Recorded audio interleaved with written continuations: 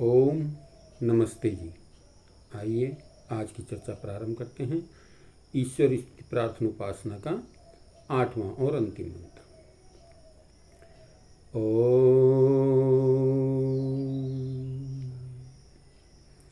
अग्निनय सुपथाराये अस्मान् विश्वानि देववयुनानि विद्वान् युयोध्यस्मजुहुराणि मीनु भूष्ठान्ते नमः उक्तिं विधेम। अग्नि, हे सबको आगे ले जाने वाले ज्ञान स्वरूप परमात्मा, आप कृपा करके आसमान हम लोगों को राय सांसारिक ऐश्वर्य और मोक्ष प्राप्ति के लिए सुपथा उत्तम धर्मयुक्त आप्त विद्वानों के मार्ग से नया चलाइए। देवा, हे सकल सुखदाता परमेश्वर, आप हमारे विश्वानि संपूर्ण दुरितानि विश्वानि संपूर्ण वयुनानि आचार और विचारों को विद्वान जानते हैं। अतः अस्मात् हमसे जुहुराणम कुटिलतायुक्त ऐनः पाप को योधि दूर कीजिए। आपकी इस अपार कृपा और महान दया के लिए हम तुझे भूष्ठाम बहुत अधिक नमः उक्तिम नम्र स्तुति विधेम समर्पित करते हैं।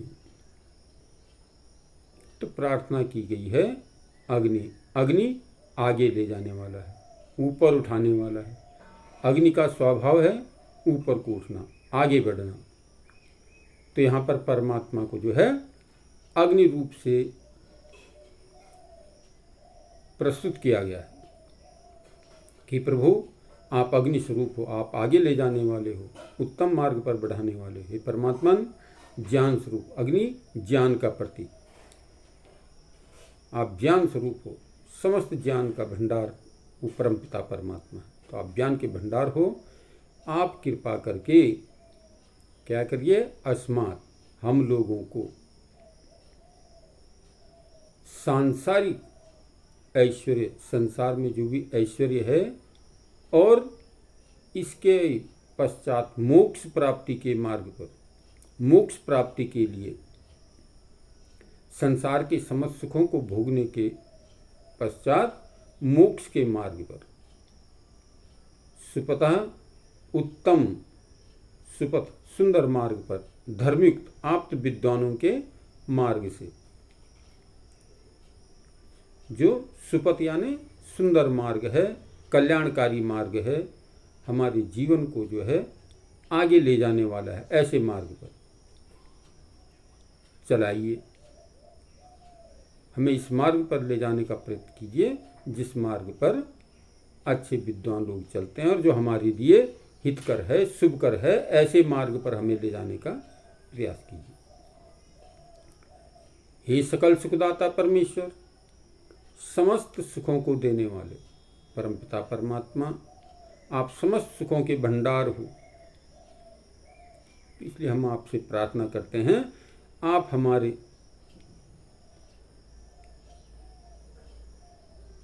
हमें जो है हमारे को जानते हैं, संपूर्ण आचार, और आप हमारे संपूर्ण आचार और विचारों को जानते हैं। आप जानते हैं क्योंकि हम मन के अंदर भी कोई विचार लेते हैं, वो परमात्मा तो हमारे मन के अंदर, हृदय के अंदर बैठा हुआ, उसको भी जान लेता है।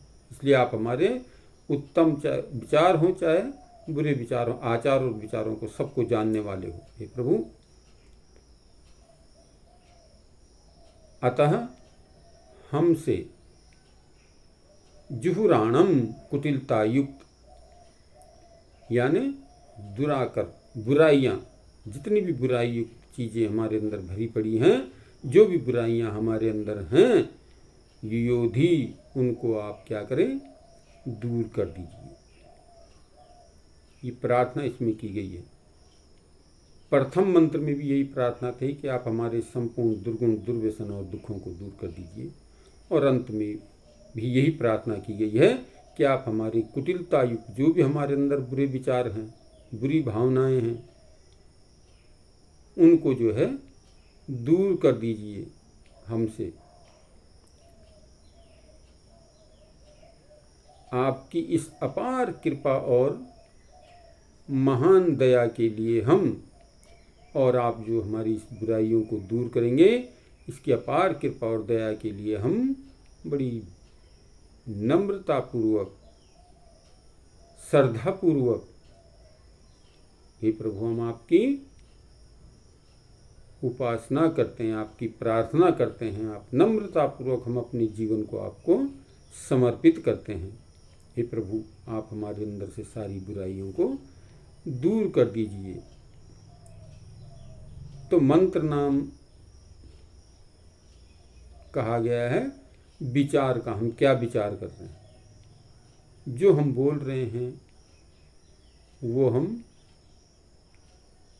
कर रहे हैं, नहीं कर रहे हैं।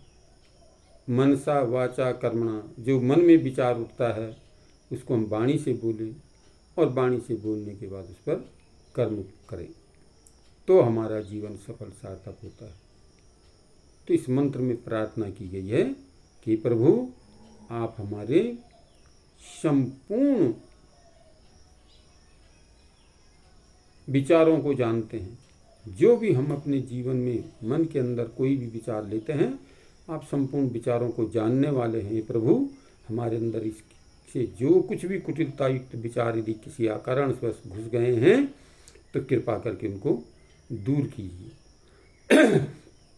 तो ये चिंतन करने वाली बातें हैं। मंत्र चिंतन पर विशेष ध्यान देता है कि हम चिंतन करें, और इसीलिए प्रार्थना की गई। ये ऋषियों ने ये व्यवस्था बनाई है। महर्षि दयानंद ने कहा है कि प्रातःकाल संध्या बेला में जब अंधकार दूर भाग रहा हो, प्रकाश का आगमन हो रहा हो, ऐसे अवसर पर ठीक इसी प्रकार से संध्याकालीन में जब प्रकाश मंद हो रहा हो और अंधकार का आगमन हो रहा हो, इस अवसर पर हमें गृहस्थ के सारे कार्यों को त्याग करके उस परमपिता परमात्मा के चिंतन में बैठना चाहिए और परमात्मा की भक्ति करनी चाहिए। परमात्मा से प्रार्थना और याचना करनी चाहिए। हमें बैठ कर के अपने दिन भर के कार्यों पर चिंतन करना चाहिए। अगर हम संध्याकालीन, सायंकालीन बैठे हैं, तो हमें दिन भर के कार्यों का चिंतन करना चाहिए कि आज मेरे अंदर क्या बुराई रही, और हे प्रभु, मैं इस बुराई को त्यागने में समर्थ हो सकूं, शक्तिमान हो सकूं, कि मैं अपनी बुराइयों को दूर कर सकूं। जो भी बुराई आज मेरे अंदर आ गई है, इसको मैं बाहर निकाल फेंकने का प्रयत्न कर सकूं। प्रभु, इतनी कृपा कर दीजिए, इतनी शक्ति, इतने सामर्थ्य मुझे दीजिए। और प्रातःकाल भी ठीक इसी प्रकार से कि रात्रि के विश्राम अवस्था में, यदि सुषुप्त अवस्था में भी हमारे अंदर कोई दुर्गुण, दुर्व्यसन, बुराई विचार हमारे अंदर उत्पन्न हो चुके हों, स्वप्न में किसी प्रकार से भी हमारे अंदर बुरे विचार उत्पन्न हो चुके हों, ते प्रभु, इनको भी मैं दूर करने का प्रयत्न करूं। इतनी शक्ति, इतनी सामर्थ्य हमें प्रातःकाल जो है ये चिंतन करना चाहिए। अब दिन भर के कार्यों को लेकर के हम सायंकालीन चिंतन करें, और रात के कार्यों को लेकर के हम जो है प्रातःकाल उस परमपिता परमात्मा का चिंतन करें, और अपनी इन बुराइयों को दूर करने के लिए दृढ़ संकल्पित हो। संकल्पित होना बहुत नितांत आवश्यक होता है। जब तक हम संकल्पित नहीं होते, तब तक हमारा जीवन सफल और सार्थक नहीं होता। तो इसलिए हमें जो है अपने जीवन को संकल्पित करने के लिए इन ईश्वर स्तुति प्रार्थना उपासना के 8 मंत्रों का पाठ निरंतर करते रहना चाहिए, और इन पर विचार करते हुए अपने जीवन को श्रेष्ठ, सफल और सार्थक बनाने का प्रयास करना चाहिए। तभी हमारे ये पाठ करने का जो है पाठ करना फलीभूत होगा, लाभदायक होगा और हम अपने ये मानव जीवन का जो मुख्य उद्देश्य है मोक्ष की प्राप्ति करना, इस पर आगे बढ़ते चले जाएंगे और इससे हम जो है अपने जीवन को सफल और सार्थक करके उस परम पिता परमात्मा के जो है आनंद का उपभोग कर पाएंगे। तो आइए हम इन मंत्रों से अपने जीवन को सफल और श्रेष्ठ बनाने का प्रयत्न करें। आज की चर्चा को यहीं पर विरमित करते हैं।